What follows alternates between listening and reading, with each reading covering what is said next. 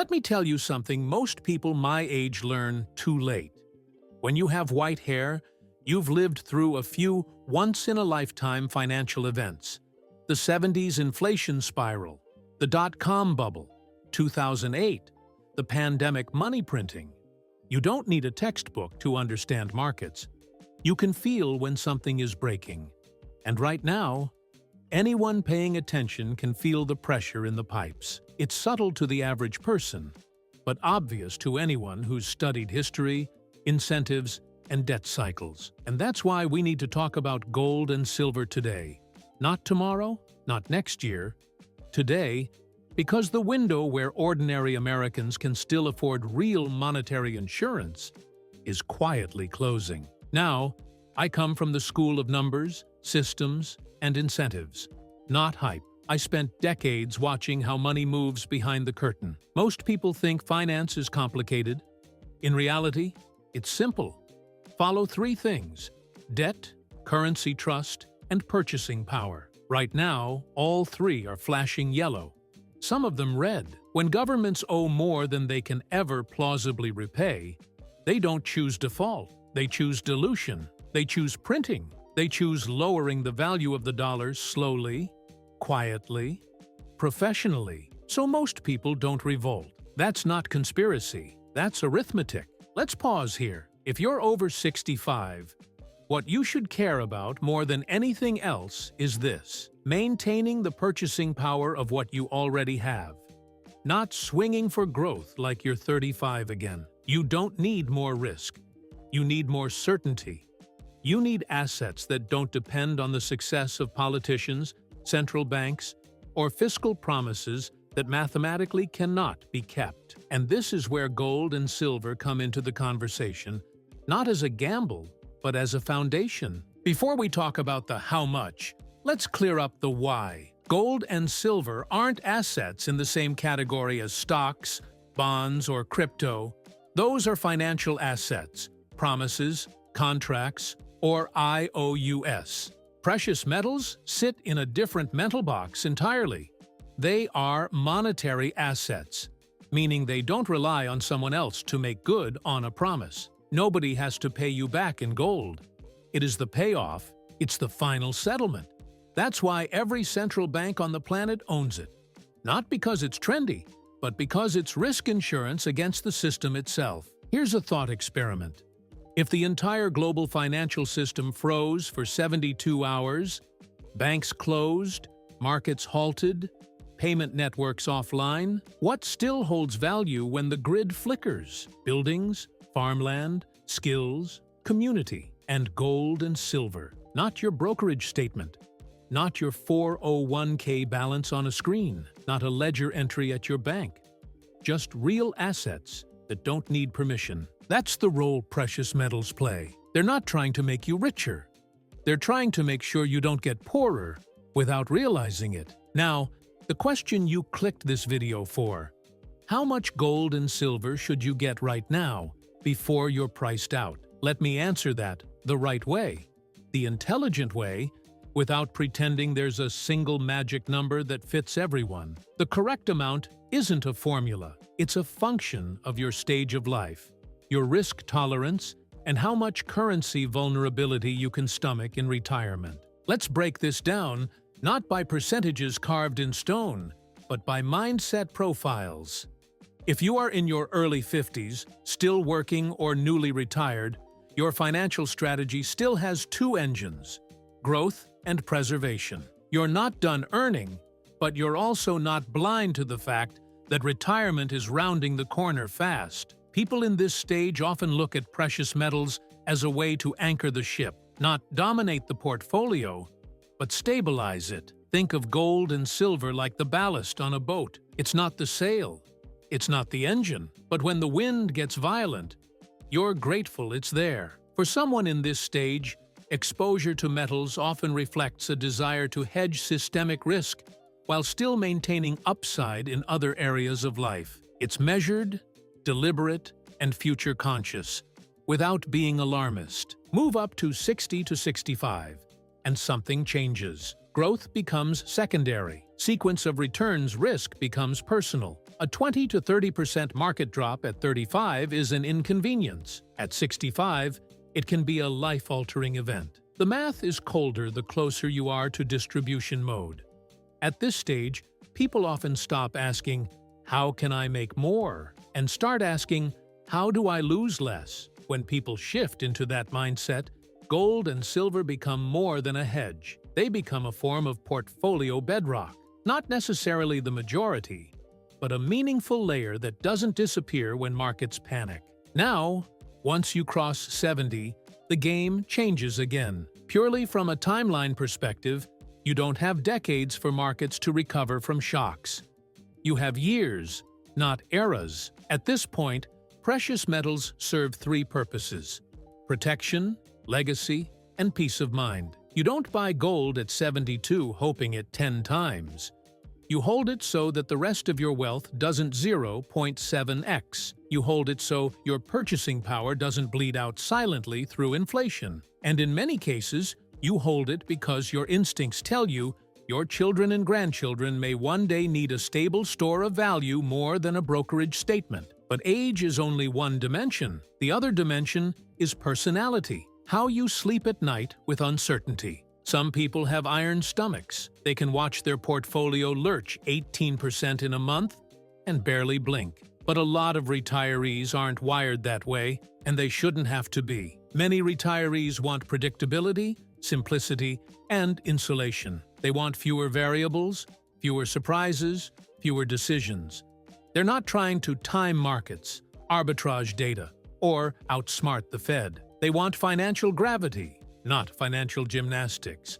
For those people, gold and silver act like emotional shock absorbers in uncertain times. They reduce panic decisions because part of the portfolio isn't dancing to the market's rhythm. Let me now speak directly to the psychological mistake most retirees make. They try to pinpoint the perfect entry price instead of securing their position before the world applauds the idea. They try to wait for a pullback that never meaningfully comes. They treat wealth insurance like a speculative trade. That's backwards. You don't buy fire insurance after smoke is coming from the attic. You don't grab a life jacket after the ship lists 30 degrees. And historically, you don't buy gold when CNBC starts celebrating gold. You buy it when the system looks calm.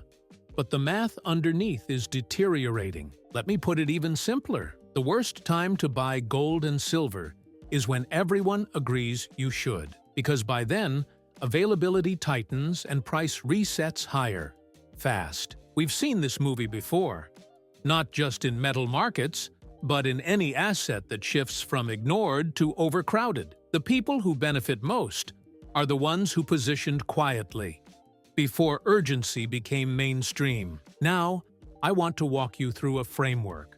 Not a formula, a way to think about quantities without giving specific personalized prescriptions. Think in terms of coverage, not ratios.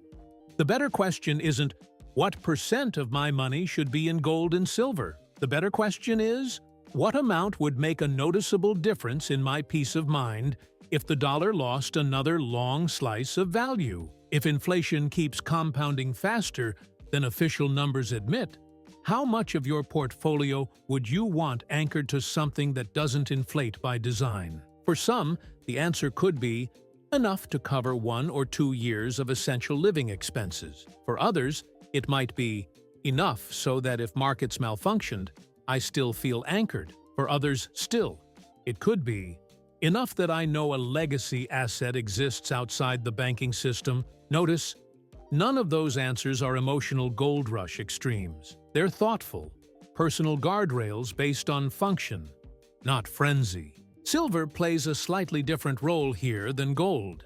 If gold is financial insurance, silver is the working man's monetary metal, more affordable per ounce, more liquid for practical use cases, and historically more volatile both up and down. Many experienced investors view gold as the foundation and silver as the amplifier. Gold protects. Silver participates. Together, they form a more complete monetary pair than either does alone. This brings me to a very important point about access. Owning gold and silver in retirement isn't just about deciding to own them. It's about owning them in a structure that makes sense for your tax situation, your estate planning, and your peace of mind. If you buy metals the wrong way, store them the wrong way, or transfer retirement funds the wrong way, you can accidentally create headaches you were trying to avoid in the first place. That's why so many retirees gravitate toward working with firms that specialize in metals for retirement accounts, rather than trying to piece it all together themselves with online dealers and storage puzzles. One company that has built a strong reputation for helping retirees do this the right way, slowly, clearly, and educationally, is Augusta Precious Metals. They're not the loudest name in the space, but they're widely respected for putting education ahead of pressure. A lot of retirees like working with them because it feels like having someone walk you through the process without being rushed, confused, or oversold. They specialize in helping people understand how to hold physical gold and silver inside a retirement structure like an IRA, if that's part of someone's strategy. And what matters most here isn't the transaction, it's the clarity. If you're considering metals seriously at this stage of life, you don't need flash. You need accuracy, structure, and transparency. That's the difference between feeling informed and feeling anxious. Let me be clear though, and I say this with absolute intent, gold and silver aren't a magic escape hatch. They don't replace financial planning, budgeting, family conversations, healthcare strategy, or living within reasonable means. They complement wisdom. They don't replace it. What they do replace is fragility. They harden part of your balance sheet against forces no individual retiree should be expected to predict or outrun. Now, let's talk about the elephant in the room: affordability and the creeping fear of being priced out. When I say priced out, I don't mean that gold and silver will become literally unobtainable. I mean the ratio between prices and comfort. There comes a point where buyers don't stop buying. They just start buying less than they wanted, or later than they should have, or emotionally rather than strategically. Nobody wants to be in the position of saying, "I should have done this," when it still felt easy. The goal is not to back up the truck. The goal is not to guess the future.